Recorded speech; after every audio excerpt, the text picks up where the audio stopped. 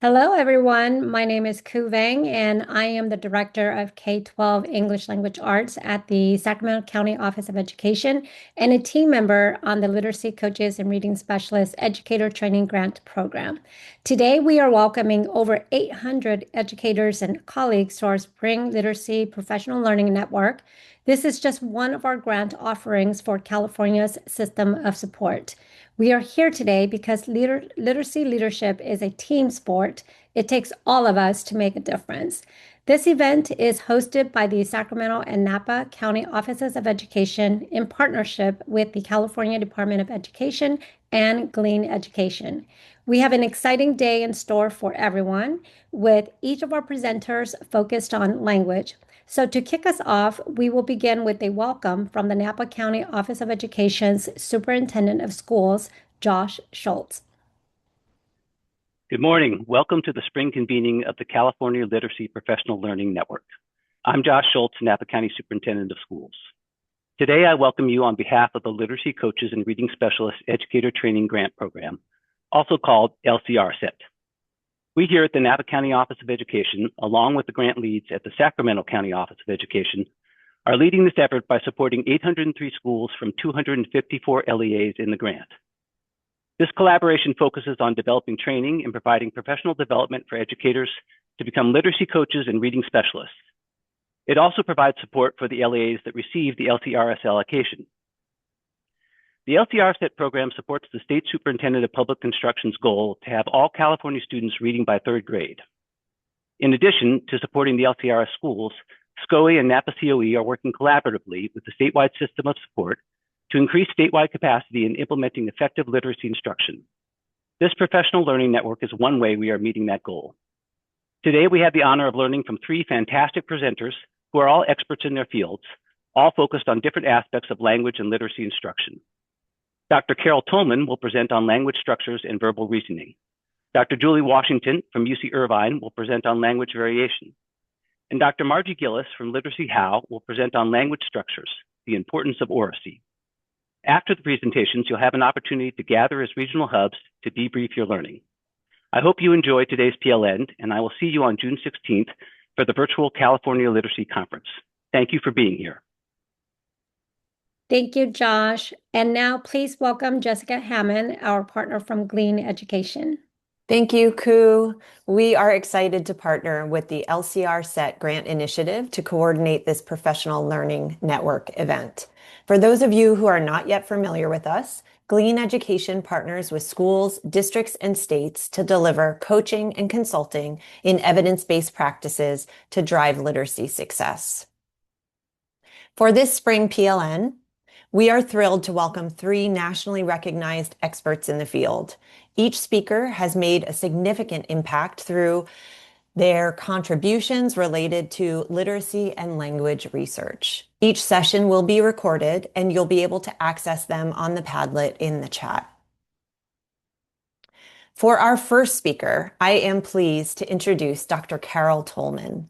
With over 25 years of experience in public education as a special educator, Dr. Tolman has dedicated 12 years to designing and implementing an innovative and exemplary program for academically challenged high school students.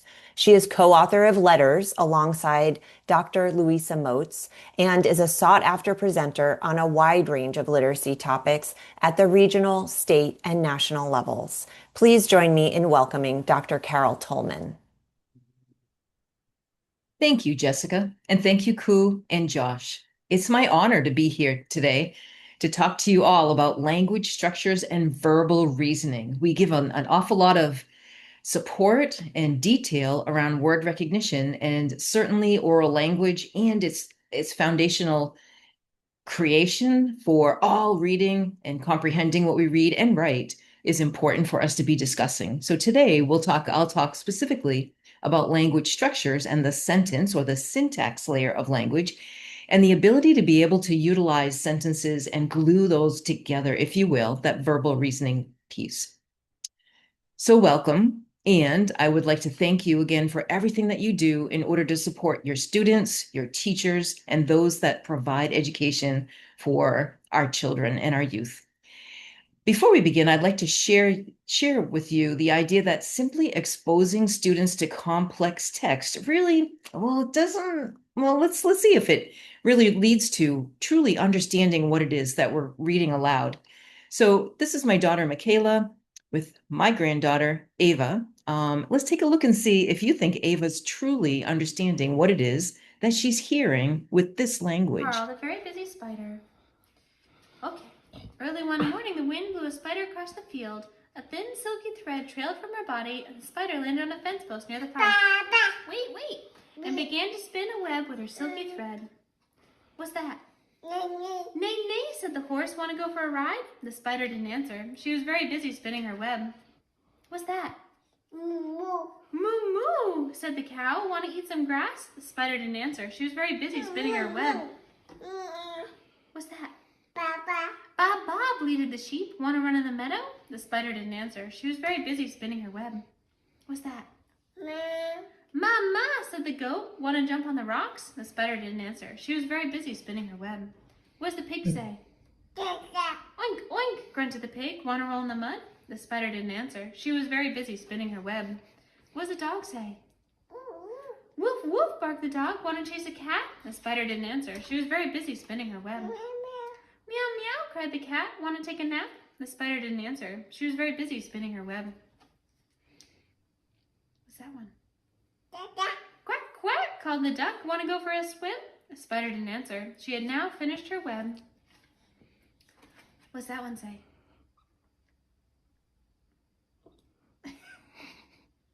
What's it say? Cock-a-doodle-doo, crowed the rooster. Want to catch a musty fly? And the spider caught the fly in her web just like that. What's the owl say? Who, asked the owl. Who built this beautiful web? The spider didn't answer. She had fallen asleep. It had been a very, very busy day. The end.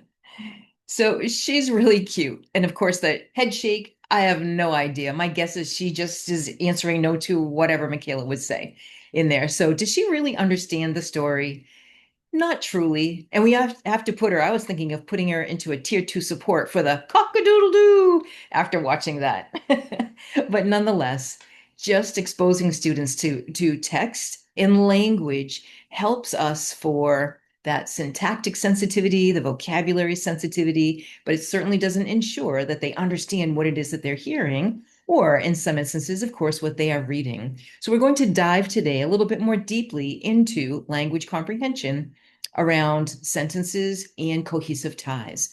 Our goals this morning would be to understand the connection of comprehension to close reading. We are going to predict which text will be difficult for students to comprehend and why. And the why to me is extremely important. We'll talk about Cheryl Scott's research and her findings of what makes sentences difficult for students to understand. We'll do an interactive instructional approach here with a passage that I wrote, and we'll think about that through the lens of literacy knowledge and verbal reasoning. And hopefully, as always, it's teachers that teach students, not programs. So we want to be smarter than our programs and know what to do when students respond in certain ways. So those are our goals this morning. And as we begin, I'd like to ask you, please, to just take a brief moment, only one time through. Would you take a moment and read this through? I'm going to ask you to tell me what this is all about at the very end. Okay, when you're through, if you want in the chat, because we can all see that, give me a little thumbs up when you're done. Okay, go ahead.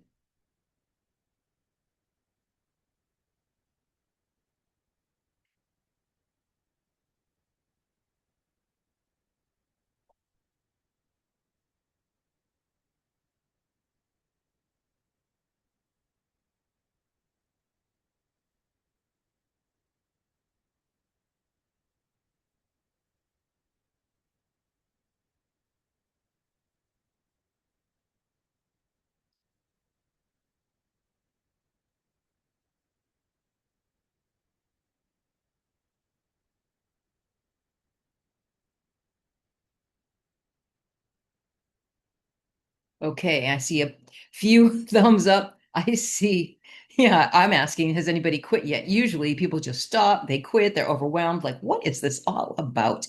This is written at 80% accuracy. And as a special educator, one thing that always amazes me is that's how I used to write my objectives, right? You know, like with 80% accuracy, students will, so on and so forth, and my goals for my students.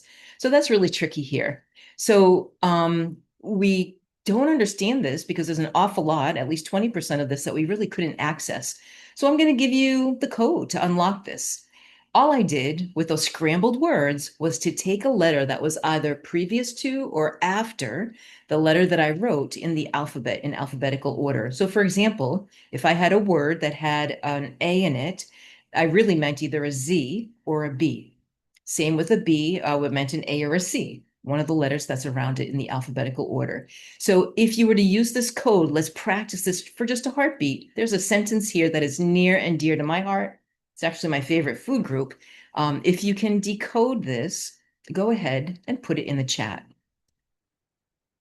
Just use the code, right? Just like we are an alphabetic system when using a code. Is it this easy?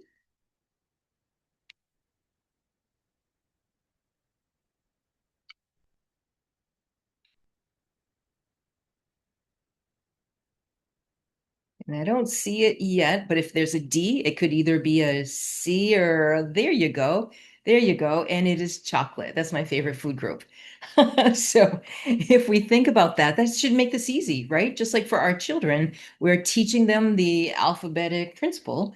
So go ahead now. You now can decode all of these words, right? Yeah, and well done. So this should be 100% accurate now. Can you read this and understand it? Yep. Nope. I see an awful lot of eyes still. Wait a minute now. I gave you the key to unlock these words. Yep, I see you. It's difficult here. So the point is that even though we're going to be talking about comprehension today, if you cannot easily, both accurately and automatically decode words that you're attempting to read, that also is going to be a deterrent to your ability to be able to understand and think through what it is that you're reading. So now I've unlocked it all. Take a look. Just so briefly, you've now looked at this a few times. And I saw an awful lot of thumbs down and big eyes, which it should. And yep, Dr. Bridges is telling us it's taking time for us to decode. And that was precious time that we needed to be thinking about what it is that we're reading. So just take a few notes, see what you think.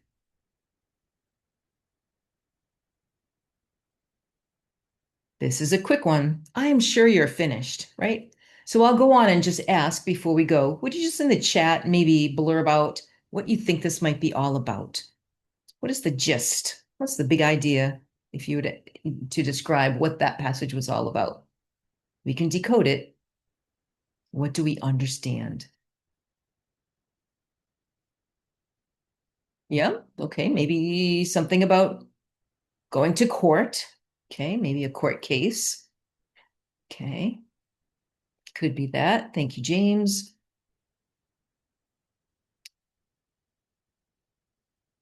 Some people wonder if it's about a golf tournament, right?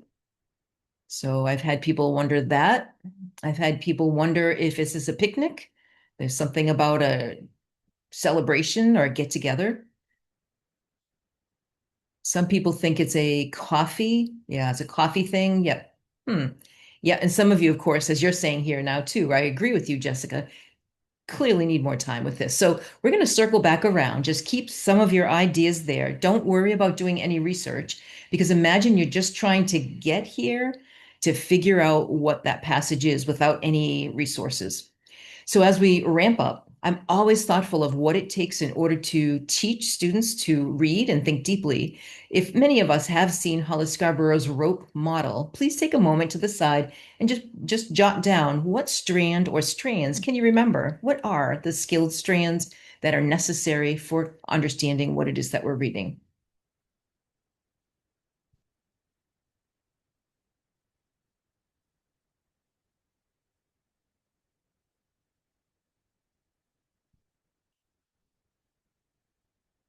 Yep, so we have a word recognition. There's the alphabetic system in place. You can just, yeah, phonemic awareness, vocabulary. So we have lots of different layers here. One of the aspects we will focus on is the top part of the rote model. So let's look and remind ourselves. Many of you are saying for word recognition, you need to be aware of the sounds. And in English, of course, we have 44 phonemes or speech sounds in the English language. We're attempting to recognize and represent with our orthography. We are trying to decode and of course encode the spelling part, but we're trying to decode looking at the letter, going to the sounds and sounding that out. And we want to do it fluently or accurately. That's that sight recognition, recognizing words as if they are by sight, right? And we have that as a visual word form in the visual word form area when we have orthographically mapped words really quickly. In addition, though, our language comprehension piece is what we'll focus on today. We'll think about the idea of background knowledge with this strand here that I'm putting on here. I'm thoughtful of Dan Willingham saying that you have to know something to learn something. You might want to jot that down. I'm often thoughtful that we need a little bit of glue, cognitive glue in our desk space in order to remember what it is that we're about to add to that. Our second one is vocabulary. And we'll speak to that ever so briefly this morning because one of these words in that passage is tripping you up, I can tell. The third one is language structures. We'll spend a lot of time there. We think about syntax, right? Or the role that words take within a sentence. And not all sentences are created equal. So we'll be thoughtful about how to teach that. And then lastly, how texts are organized, our literacy knowledge. We're going to be looking at that ever so briefly when we think about cohesive ties and how sentences glue together in order to share meaning with our students that are reading and or listening to text. So thank you for that little warm up here.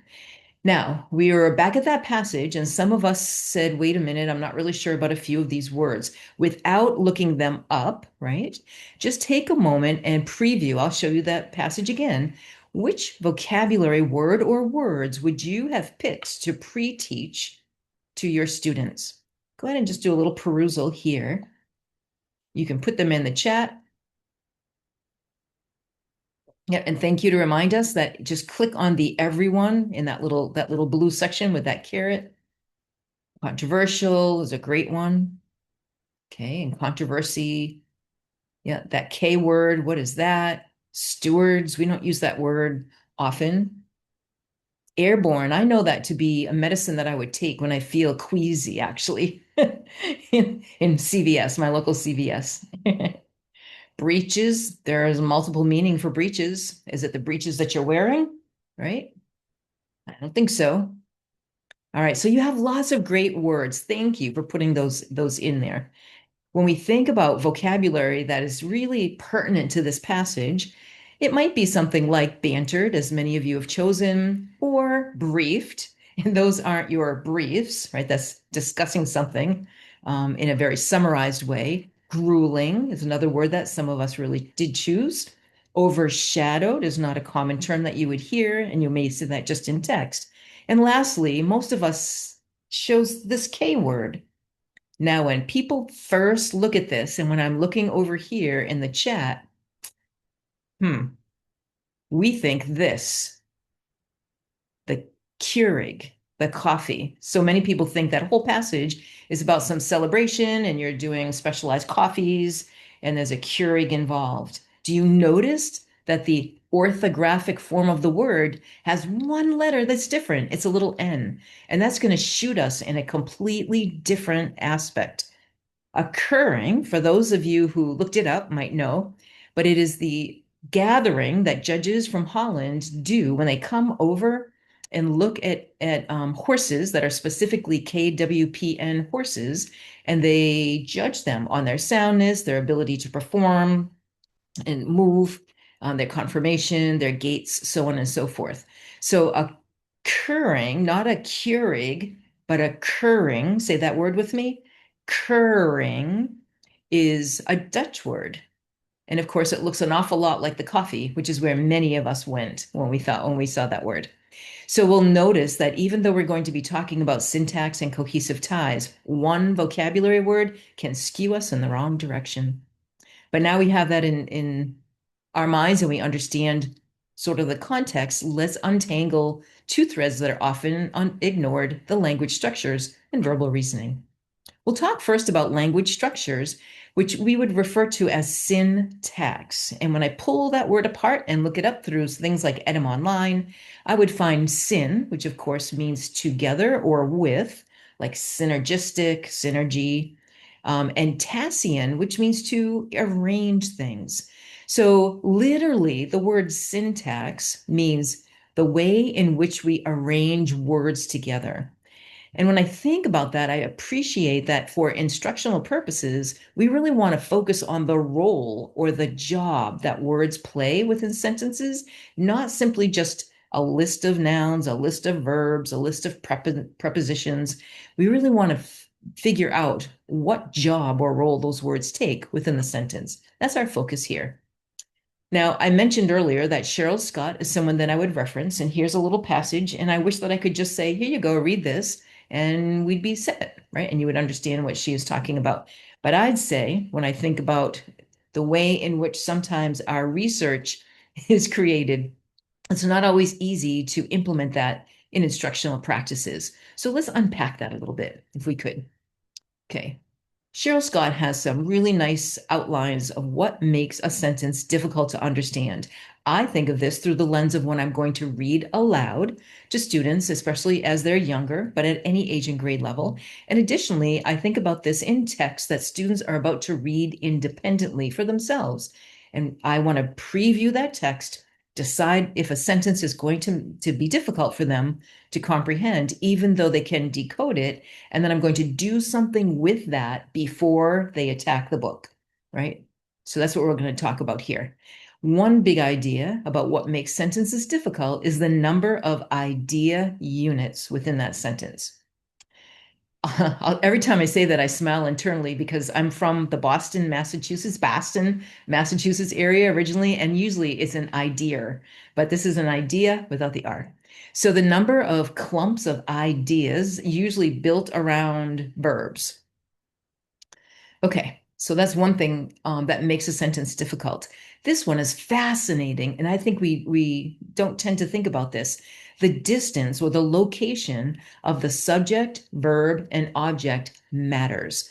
It's critical. And in English, we do have subject, verb, and object. What's fascinating, and I know that Dr. Julie Washington does great research in this area on many aspects of language, is that if we have not heard the English language in our infancy and toddlerhood, what ends up happening is we don't have a sensitivity necessarily to how sentences are constructed in the English language. And then all of a sudden, we're given a text to listen to or a text to read, and it doesn't make sense because the subject's not where we would expect it to be.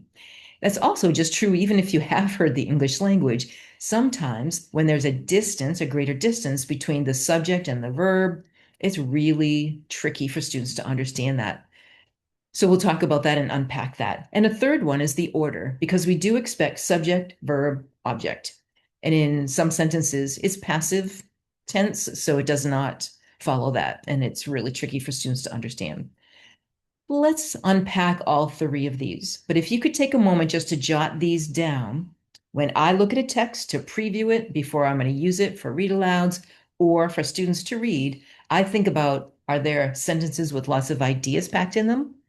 Should I unpack that for them?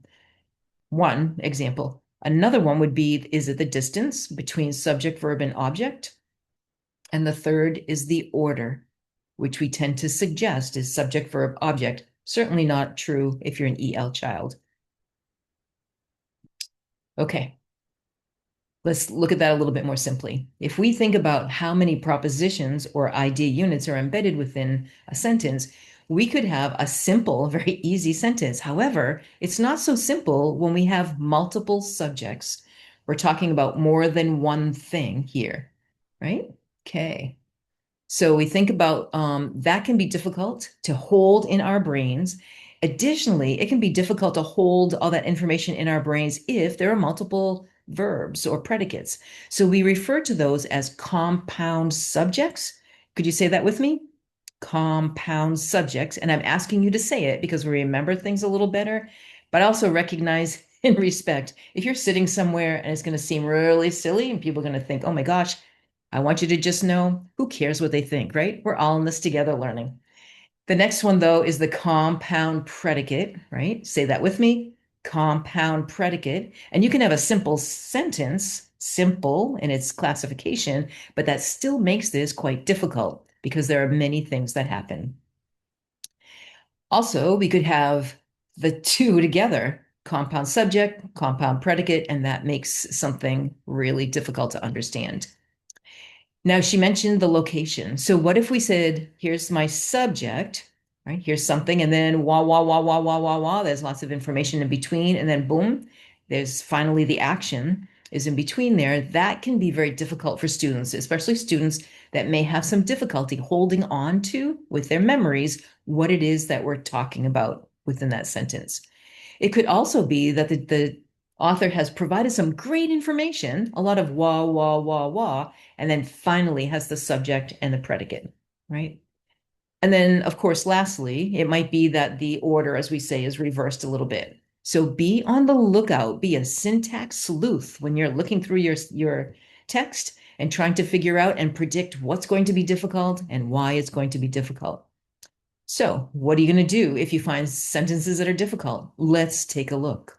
Here's a sentence. Boating, barbecues, and hiking are all activities you must do when visiting California. I could have put any one of many things in there because California is widely vast and really fun. So I put those three, and there are three, right, subjects in here, boating, barbecue, and hiking. So that's compound subject.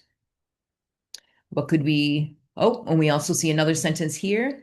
California's many conferences, of which this is one, they provide informative research findings, support collaborative learning, and lead to improved results. So there's three things they are doing.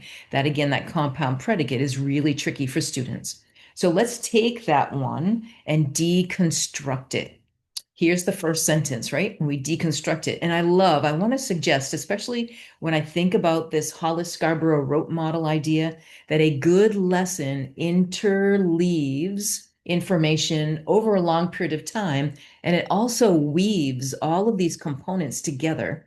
And we're going to be using them in speech and in listening, in reading, and in writing. And when you can write something well, it means that you improve your ability to understand it when you're reading it. So writing is really the most difficult, but one of the most solid linguistic skills that we have, or areas that we have to develop for our students. So it could be something as simple as taking that sentence, pulling it out before they're about to read something like this, and do sentence deconstruction. We decided here, this is not a compound subject, right? But it's a compound predicate. So there are three things to do. So I'm thoughtful. We can help our students with paragraph formation. And I can envision helping them with a big overarching summary sentence, detail, detail, detail, and then a little summary sentence at the end that just hooks back up to our first big idea. So it might look something like this. And I'm going to use little visuals to remind my students. We use color coding sometimes. We use visuals to help them with where we are in paragraph structure.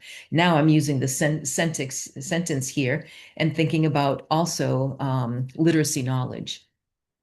So if I'm up in the clouds, I'm going to make this blue. This is going to be my main idea. And it's about the conferences that you have in California. So California's many conferences support student learning in multiple ways. So if I think about what I want them to help produce in their writing, what's this next sentence? Now we're in the grass, right? We're going to have three details. The first detail is going to be, well, you can see it right here, research findings, because we have informative research findings as one of the things that that is an end result of our California's conferences. So you help students create a sentence around that. We can also color code it. First, and that's my transition word that I'm going to help them with, researchers share cutting edge research findings with educators, allowing them to improve instructional practices. I'll bet you can tell what the next sentence is going to be about. Would you throw it in the chat if you have a moment? We already talked about informative research findings. The next is going to be, well, yep, there you go. See how easy that is? We're going to teach our students. It's supporting collaborative learning. Nice job in how it does that. So the next one, a second benefit, and that's going to be our transition yet again, of attending this conference is the collaborative nature of each session, allowing teachers to network and learn from each other. Now I know you know the third one here because it's going to lead to improved results for students. And that's why we do what we do, right? That's the end goal always. So we think about additionally, or we could have said thirdly or lastly, educators' improved literacy knowledge likely leads to an overall improvement in students' reading scores. We need one more thing. We're down in the dirt. And when we're down in the dirt, we want to make a little summary sentence that ties right back up to the very beginning here, which would say, there are multiple reasons to celebrate our time together at this conference. So what we've done is taken one sentence, a simple sentence with a compound predicate, and we have deconstructed that, sentence deconstruction, a beautiful activity for our students to utilize to improve their ability to understand that type of sentence, to recognize it in the future, and then also to be able to write it when they are writing themselves. They can do sentence combining if they're writing smaller, shorter sentences, and sentence combining is a very solid activity in the reverse to get students to put together multiple ideas within one sentence. Okay, let's consider these two. It's not just this. What if I have this sentence here and I thought about the idea that, well, maybe the author wants to do a little wah, wah, wah first and then put the subject, or maybe they want to split the subject and the predicate together, put them both at the end. So here's some variations that we could do. We can manipulate this sentence. For example, leading to improved results for students' reading scores. So now we've taken the very end result and put it up front, haven't we? So it's still the same main subject, the who or what. What is the sentence still about? California's conferences, right? And there happen to be many. So that's still the subject of the sentence, but it's more difficult for students because it's not right up front. Matter of fact, many students would read a sentence like this and think it's about reading scores, right? Or improvements in something. They really wouldn't understand that it's really about the conference itself, which is interesting. But it makes for a more interesting sentence. It makes for sentence variety to be able to start with a subject up front and then move those around a bit in order to get some complexity and different ways in which to say the same thing. Here's another one. What did we do here? What's changed? Supporting collaborative learning and providing informative research findings, comma, California's many conferences lead to improved results for students' reading scores. So I'm sure you noticed, right? Instead of taking that very last or third idea, we just took the first and the second idea, put them up front to describe a little bit more about California's many conferences, and then finished. And I could predict, according to Cheryl Scott's observations, that the second sentence would be even more difficult for students to understand than the first, because it takes even longer to get to the main who or what in that sentence. Right. So manipulating sentences and being sensitive about that really is helpful. Getting students to be flexible, pulling sentences out, working with you, act them out, write them out, and work with a lot of varieties is really very helpful. Okay, and syntax is great. One thing to consider with sentence type as well is that the type does matter. Many of the sentences that we were just working with were simple sentences, which is really striking sometimes when we think about how lengthy they can be and how many propositions or idea units are embedded within them. We also, at one point, though, need to consider that we have compound sentences. And we think about compound sentences, we have the who or what and the do, right? The main parts of the sentences. And then we also have a connector called a coordinating conjunction. Say that with me. Coordinating conjunction, co meaning together, junct means to join, if we think of the morphemes there. And we use that little acronym for fanboys in here because those are some of the most common fanboy or coordinating conjunctions that we utilize. But we need a complete sentence on one side, complete on the other side in order to put them together. Okay, yep.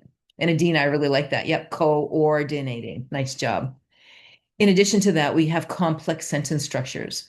in that they both have a who or what and a do, a who or what and a do, but the glue that puts it together is not a co, meaning that it's equal, in both sides are equal in the sentence in their understanding and importance by the author. But now we have a subordinating conjunction, and sub means under, right? So if we think about a subordinating conjunction, it is keying us up to say that if the subordinating conjunction comes before this part of the sentence, that's going to be a little less important than this portion over here, right? Or the other way around, if our subordinating conjunction is right over here in the beginning, then this part of the sentence is going to be a little less important and emphasized in our meaning of what the author intends, then this part of it will be right in here. So that's very different from coordinating, meaning that the whole sentence is important at the same equal level. This now is a little bit different. They both have subject, verb. However, one part of that complex sentence is not a complete thought because it does begin with that subordinating conjunction. Okay, so those are difficult and different, and it is helpful to put some labels to these just so kids are sensitive to how these sentences are structured. We'll talk about that, especially with reading and writing. So I have a little wonder here. When we think about syntax, I'm not thinking about it just through what you see when you read aloud or what you hear. We're also wanting our students to listen to our speech and also listen to our read alouds, right? And of course, to speak themselves. So it's crucial that oral language precedes written language. Like if we have nothing to say, we have nothing to write.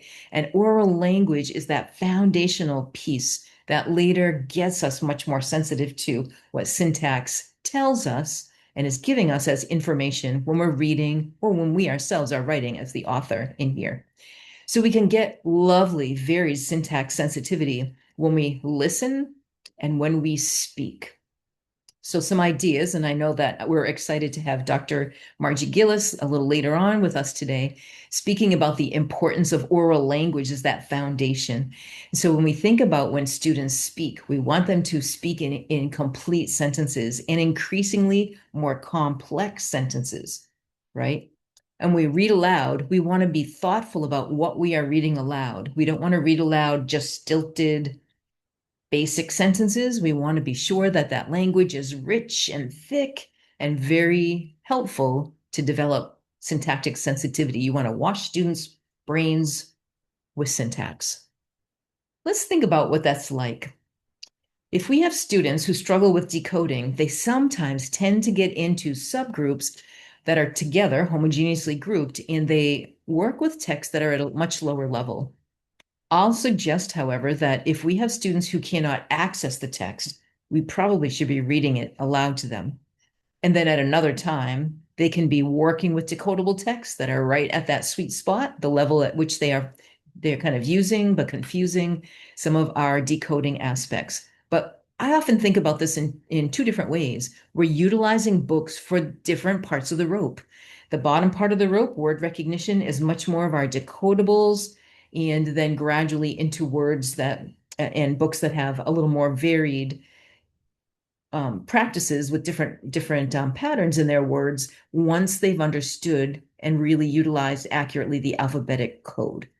This I'm talking about now is what we're doing for books to utilize language on the top part of the rope model, which is what students need to hear, or they need to read themselves in order to hear. If this were a read aloud, this is The Secret Garden, and I took the difference between the abridged version and the actual original version, just to kind of consider, well, how do those differ and how are they alike? And what are our students really gaining when we do just the abridged version and don't water up the curriculum? Instead, we're watering it down. Let's listen to this for a heartbeat. This is the first chapter, No One Left, out of Secret Garden, the abridged version. When Mary Lennox was born, no one really wanted her. Her father worked for the British government in India and had no time for raising a child. Mary's beautiful mother hadn't wanted a little girl at all. She cared only about going to parties. So their sickly, fretful baby was handed over to an ayah, an Indian nanny. Mary's ayah knew that the baby's crying made her mother angry, so to keep Mary quiet, She let her have her own way in everything. Well, you can guess how that went, right? Mary grew up as selfish a child as had ever lived. So as we go on, that's kind of the basics describing some of the main characters, and that's the abridged version. Do you have a vision in your mind of these characters? And certainly this child, Mary Lennox. Now, let's take a look at the actual Secret Garden, the classic. Not watered down, but right at this level. As a read aloud, there's no one left. Same content in chapter 1. Let's be thoughtful of your visualizations as you hear this and whether or not it's pleasing to you or not compared to the first. When Mary Lennox was sent to Misselthwaite Manor to live with her uncle, everybody said she was the most disagreeable looking child ever seen. It was true, too. She had a little thin face and a little thin body, thin light hair, and a sour expression. Her hair was yellow, and her face was yellow because she had been born in India and had always been ill in one way or another. Her father had held a position under the English government and had always been busy and ill himself, and her mother had been a great beauty who cared only to go to parties and amuse herself with gay people. She had not wanted a little girl at all, and when Mary was born, she handed her over to the care of an ayah, who was made to understand that if she wished to please the Mem Sahib, she must keep the child out of sight as much as possible. So, when she was a sickly, fretful, ugly little baby, she was kept out of the way.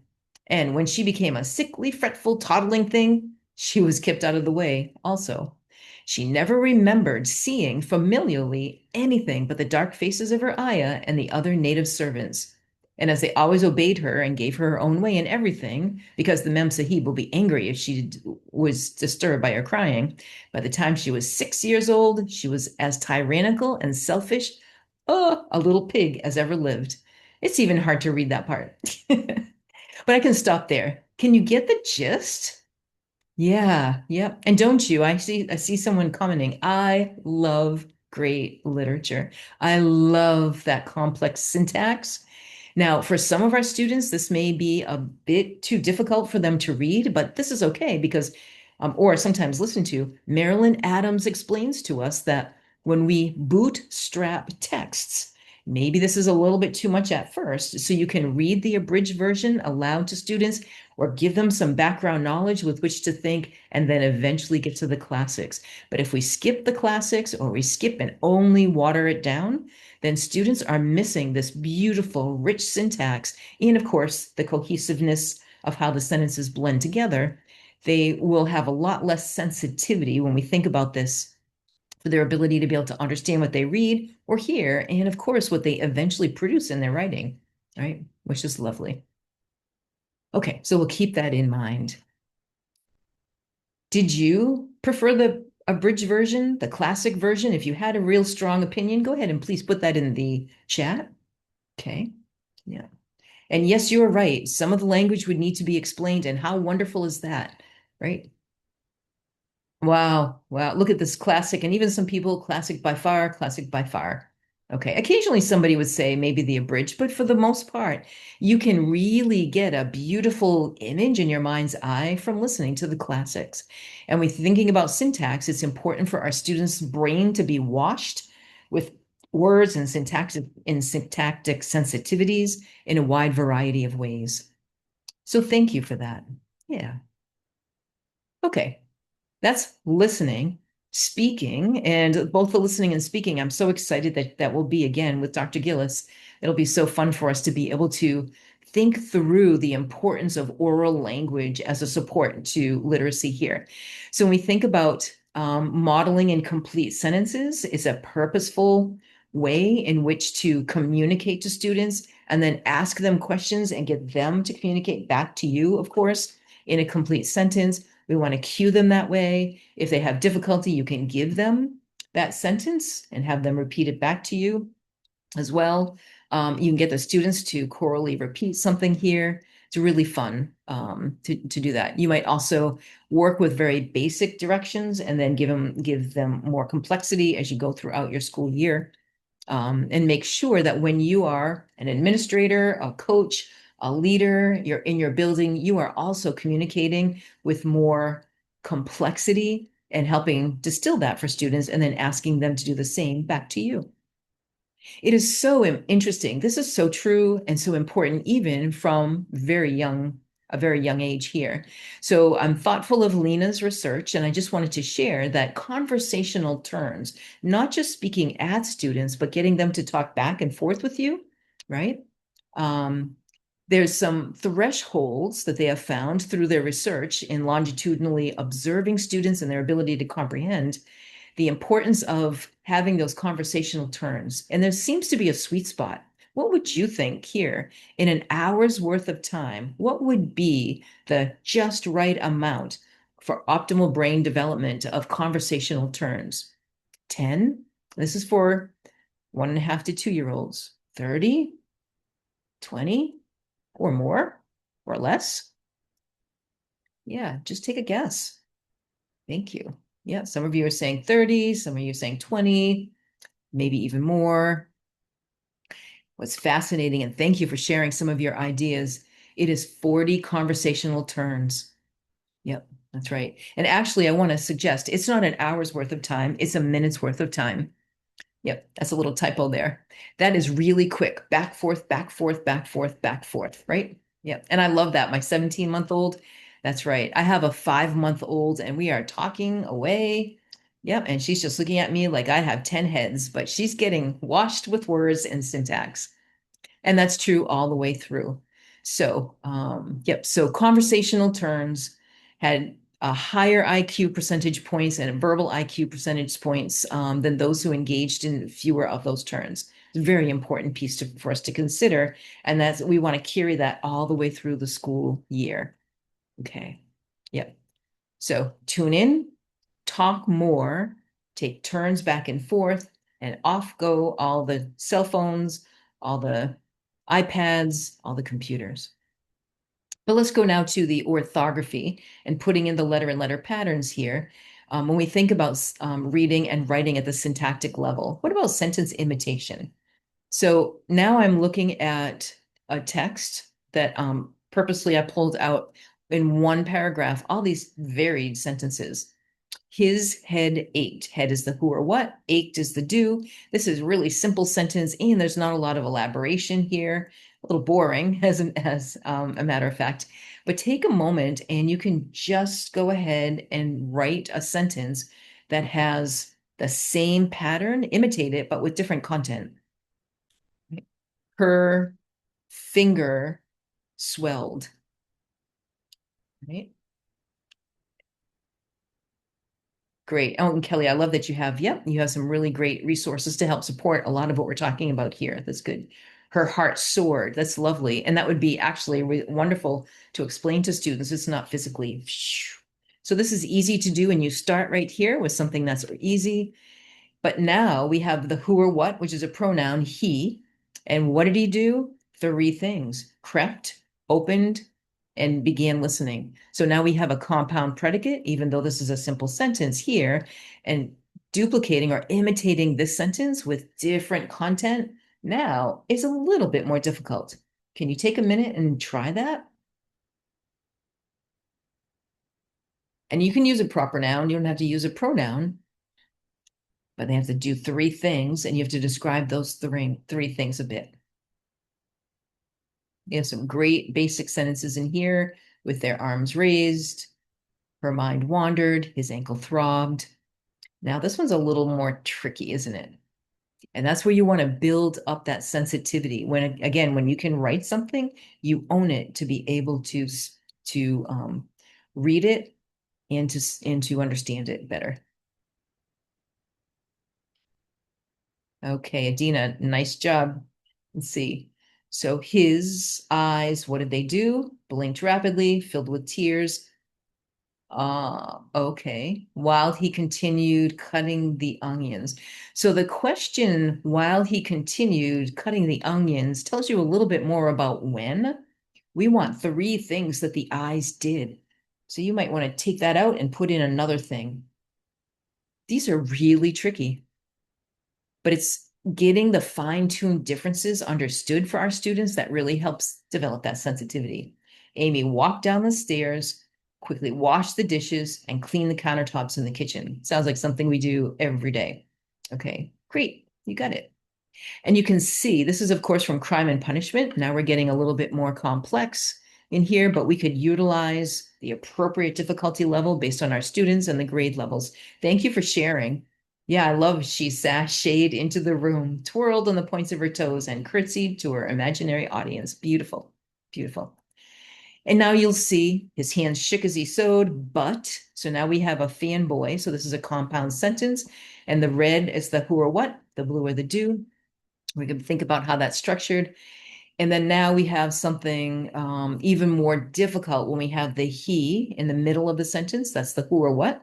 He thrust his hand. And then when he finished with this tells you the timing of it when he did that. So imitating sentences and replicating patterns, beginning from easier to more complex. Take a look at a book you're about to read aloud or something you're asking a student to read.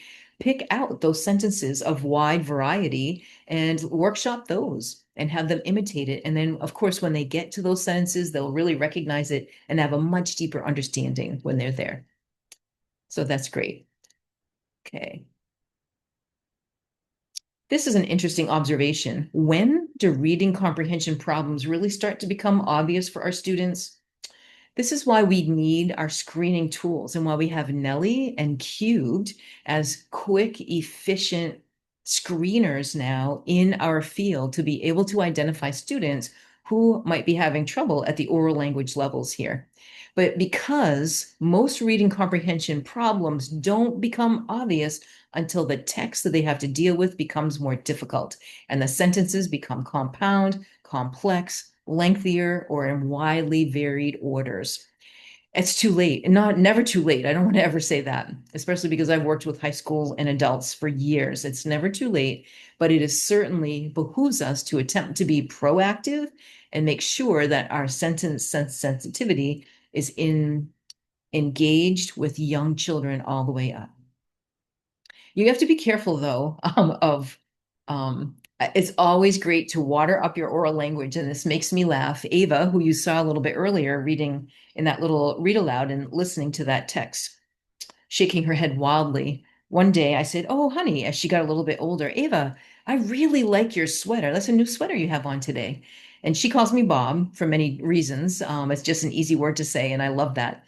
So she said, "Well, actually, Bob, this is a cardigan, not a sweater. And let me tell you why." So be careful what you ask for. But oh, thank you, honey. That was great. Okay. So when we think of what makes comprehension difficult, and we're thinking about simple, compound, complex, remember this passage? It's been a little while since we were back here, right? What we used to think of was about maybe a coffee or a golf tournament or a picnic and a celebration. What makes comprehension difficult? Let's take a look at the syntax here, and I'll share with you that there were purposeful sentence structures in here that are a little difficult, and it's not how we typically normally speak. We speak in partial sentences, simple sentences sometimes, so we aren't as sensitive to these. Notice this first sentence. The who or what doesn't come until a lot of wah, wah, wah, wah, right? Given the upcoming controversial curing season, 3 jury members. And then what did the members do? Briefed, packed, and caught up, right? So they did 3 things: compound, predicate. That makes that difficult. And of course, the information before makes that even more difficult. What can you do? Take that sentence, deconstruct it, move things around, identify the parts. You could create a paragraph out of that one sentence, which we may do in just a heartbeat. Or you could look at the next sentence. This is different in a different way. It's difficult. Now we have a compound subject, don't we? We're thinking 3 people, Bart, Lana, and Gerard, right? And that's not a common name in English. Those are Dutch names. And so that makes it a little harder even for us to grab onto and understand. And then what did they do? Just one thing, they bantered. But that one thing, if we don't know the meaning of bantered, will be elusive to us as we try to understand that sentence. Right. So we think about all 3 of them and not just one. So as we go down, they were exhausted, right? And we think about who they is, that'll be referring to the cohesive tie. The next one, reminded of past security breaches, their concern. Oh my goodness. So concern is the who or what, and that's way embedded within the sentence. But you can see what I mean by each of these sentences are difficult on different levels for different reasons. And we just want to be aware of that and make sure if we were to read this aloud or ask our students to read something like this, that they can understand how to unpack and look for the who or what and the do, and then everything else and what its role is all around that. Okay. So that's a little different. And sometimes my cursor is a little sluggish this morning. It is almost noon here, but I understand that it's really early in California. And my cursor, I get it. It's a big job hitting it in New Hampshire and trying to get it to work in California. Isn't that how it's going, Jessica? Let me try this and see if it's working. There we go. Okay, great. So when we have a sentence like this, like the first sentence, we can do sentence deconstruction. Do you remember? And yes, sometimes we think about, how we can make these sentences more explicit by pulling them apart, deconstructing them, or of course, when they're kind of truncated and small, we can combine them. But here we go. We can take and ask ourselves these questions. 3 jury members briefed themselves on the occurring regulations. They were adjusted. Well, a question I would ask if I were the reader or the listener was, why were they adjusted? That's something the author hasn't told us yet, but I wonder why they put the description. They were adjusted regulations. That has something to do with the meaning of that passage. The current season was going to be controversial. Wait a minute. The author didn't tell us why. But we're going to be thoughtful. Something might have come up. Do you have any predictions about why that season was going to be controversial and why the regulations were adjusted? They slept. Well, they probably were tired. That's an easy one to figure out. It was going to be grueling. Well, why was that season going to be grueling? See, the author's telling you all kinds of things in that one sentence, and we want ourselves to just be thoughtful and maybe predict and then go on and read to confirm or conflict with our predictions here about what is happening with these jury members. So one sentence isn't going to do it. We need multiple sentences with which to think, and we're going to think about our cohesive ties. Pronoun references usually give us some difficulty, and sometimes the author doesn't tell us everything that we need to know in order to think really carefully.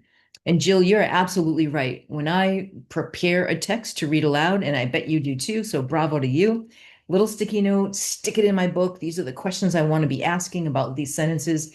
And quite honestly, I would have pulled that sentence out even before reading the text aloud and rip that apart and kind of think about it. And then they will be a little more familiar with it when we get back in the text. So cohesive ties, this is a bear, right? And we already looked at it from a vocabulary level, from a syntax level. Now we're looking at through a verbal reasoning lens with cohesive ties. Who are themselves? Well, this is fairly easy. The themselves, right, are the 3 jury members. You can see that right there. But then I also noticed their sleep. Who's sleeping? Well, again, this is still pretty easy because the author has not introduced anybody but the 3 jury members. So we're okay. And we're going to assume it's all 3 of them. They all caught up on their sleep, not just 2. There's another they. Who's the they? Well, in this instance, who is the they? Bart, Lana, and Gerard bantered with the stewards as they made their way toward Boston. Who's bantering? Just the 3? Alyssa, you think it's just the 3? Wait a minute. Do you think that the stewards, and do you know what a steward is? That was one, some of us had that as a vocabulary, right? We think it's just Bart, Lana, and Gerard bantered with the stewards. So all 5 of, we don't even know how many stewards, but they were all talking with each other. But the author appears to want us really to focus on those 3 people. Those are the 3 people this is about here, Bart, Lana, and Gerard. But the stewards were bantering likely too. They made their way. Well, who's going to Boston? Yeah, they all are going to Boston. Yep. And so you're right, but we have to think about that bantered piece. But they're all going to Boston. They were exhausted. Wait a minute. Who is exhausted? Who's the author telling us is exhausted? Do you think it's the stewards? Do you think it's Bart, Lana, and Gerard? All of them? A couple of them? It's not really clear, but we maybe assume that it's going to be Bart, Lana, and Gerard. Not sure. Actually, the stewards could have been exhausted too, but that might not have been the point, right? We're talking mostly about Bart, Lana, and Gerard as the judges for this thing, this occurring, whatever is going to happen here. And they're overshadowed by their fond memories of backyard cookouts. Who's the there? Well, that's probably Bart, Lana, and Gerard, so on and so forth, you see. So we can think about how all these pronoun references connect back to previous sentences, previous information that the author has shared, and then helps weave our understanding of who's doing what, when, and for what purpose. And most of it is about Bart, Lana, and Gerard. Okay. All right. So this is all one of the things we think about is how to tie information together, because when we tie this all together in idea units throughout a passage, it's helpful for us to have the conversation about how we script a paragraph to write, or why the actor or the author, excuse me, has scripted sentences a certain way in order to weave information throughout. This is a really interesting activity when we think about how sentences glue together. This might take us just a minute to do, and you may not be able to really answer in a complete paragraph, but please take a moment at these individual sentences. But she did. My cousin hardly dared tackle it. Once upon a time, she began, I had a beautiful cousin who managed to build her web across a small stream. She swooped down and threw great masses of wrapping paper around the fish and fought bravely to capture it. One day, a tiny fish leaped into the air and got tangled in the web. My cousin was very much surprised, of course. It was thrashing wildly. Can you take a minute and make some decisions about how you think these sentences could be ordered to best make sense? What do you think the author intends, and what was the author's order?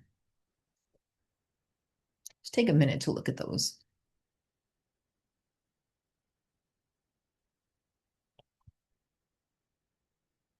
If you know the first one, go ahead. You can write the first sentence, part of the first sentence in the chat. Oh, yep. James, you've got it there already. Now, James, what's most important, right, is the question you can ask your students, and I ask myself, why do we know that once upon a time is likely the first sentence for that paragraph? Why do we know that? Like you're all saying the same thing. That's great. And that's an accurate representation. Once upon a time. So now we're getting into, thank you, Candace. We're getting into text types, right? So literacy knowledge, that little last strand a little bit here in Holly Scarborough's reading rope, when we think about how texts are organized and what the author is intending to tell us from beginning, middle, and end, right? That's an introduction. That's right. And then what's lovely is to talk through. It's not the actual act of putting these in order and just saying, this is it and I'm done. The question is, if you think this sentence is first, why? What comes next? And why do you think that comes next? Does anybody have an idea of after once upon a time, she began, I had a beautiful cousin who managed to build her web across a small stream. What's next?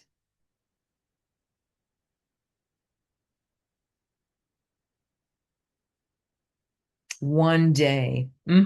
Because now we know text type, right? We're thinking about fiction, right? Not nonfiction. So we're thinking about a narrative, not expository text.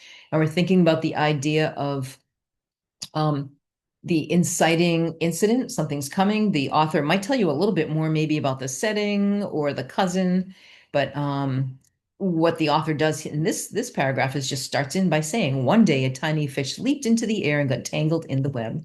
So we can be thoughtful about what's happening at each and every step and get students to explain the why. You can tie it to text organization. You can tie it to the cohesiveness. You can tie it to really understanding what the it's mean, the he's, the she's, who's talking about whom. It's a really interesting conversation, an important conversation to have so that students can understand how to create their writing in a cohesive way and also recognize when an author has created cohesive sentences that glue together beautifully in their own paragraphs. How about something like this? You've decided once upon a time and one day. But what happens next is this. My cousin was very much surprised, of course, so that's a reaction. The fish was thrashing wildly, describing what happened to the fish. My cousin hardly dared tackle it, but she did. She did what? Tackled the fish. And now it goes on to tell you more details about how she tackled it. She swooped down and threw great masses of wrapping material around the fish and fought bravely to capture it. Which, by the way, it also would help to know the context of this paragraph. Can you recognize where this is from?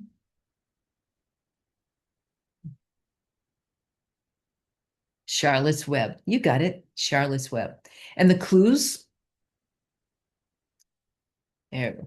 weaving a web, right? And of course, that's a beautiful classic course that we want our students to read or hear. So and we thought about that web and the spider. Okay. So thinking about cohesive ties and how things work together in order to grab on from one sentence to the next sentence to the next sentence and really weave a beautiful explanation or understanding of how the author is trying to explain what is happening within that passage in a cohesive manner. So you might remember that we first started out understanding or trying to understand the connection of language comprehension and close reading. We're not testing comprehension, we're teaching it by doing certain activities with syntax or cohesive ties. We want to be able to preview a text before students listen or and read aloud or before we ask them to read and predict what might be difficult for them, especially at the sentence level or the cohesive tie level, and know what to do about that by pulling it apart and maybe front loading that information. There are some really fun interactive instructional approaches. We shared a few with moving sentences around and also moving the parts individually of sentences, thinking of Cheryl Scott's explanation of what makes sentences difficult and create syntactic sensitivity by being able to be flexible in how we move sentence parts around for reading and for writing. We, of course, want to be smarter than our programs because, as we said, you all, teachers, are teaching students, right? And administrators and leaders are leading this charge. The materials don't teach. We all do as people here. But we need to get back to this just before we finish our time in our short time together here. What makes comprehension difficult? We kind of pick that apart. Do you really have an understanding now that we've gone in and out of this paragraph a few times, what the author, that'd be me, what I mean by this, what's happening here?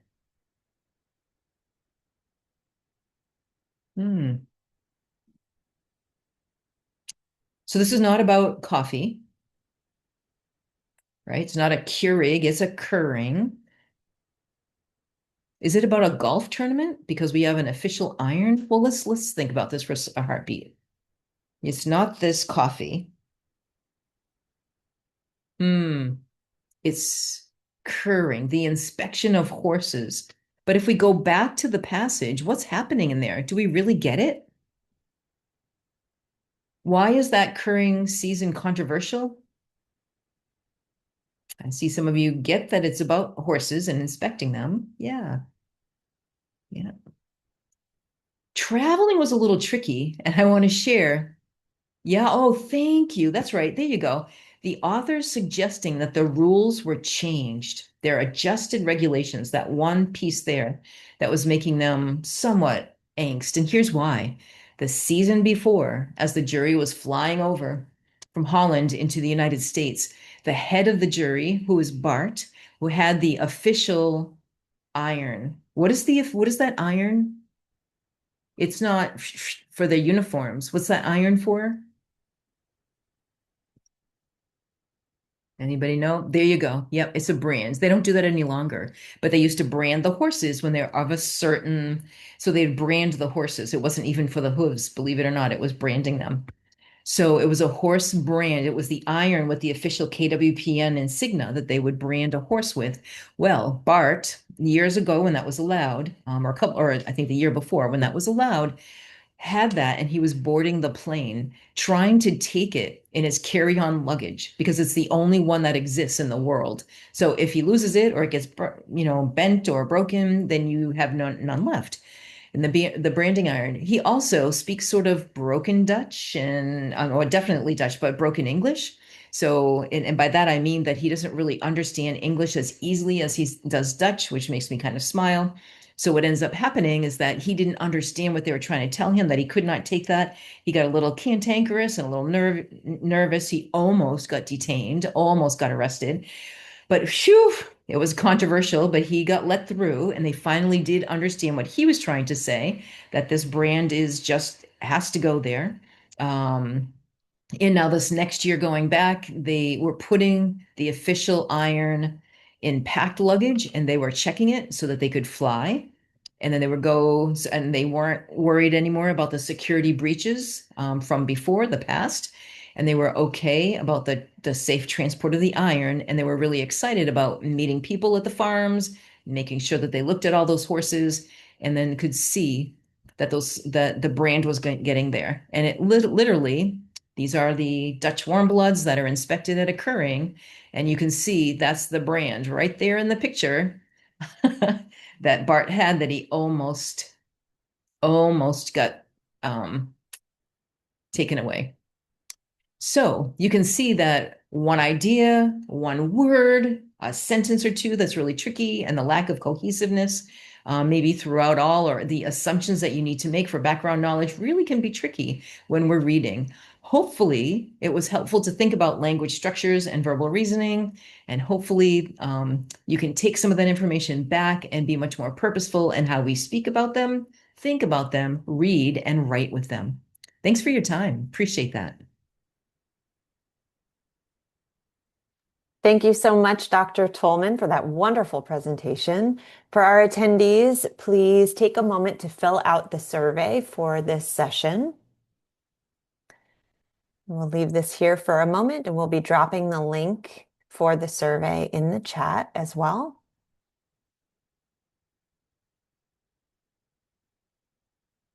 And although we didn't have time for questions, we can grab the questions that you had put in the chat and the Q&A and share them with Dr. Tolman after the fact. So we'll now be moving to a 10-minute break and returning at 9:20 for a presentation on language variation from Dr. Julie Washington. Thank you so much, Dr. Tolman. Really appreciate your time. Thank you. I appreciate that I was invited and I'm honored to be here.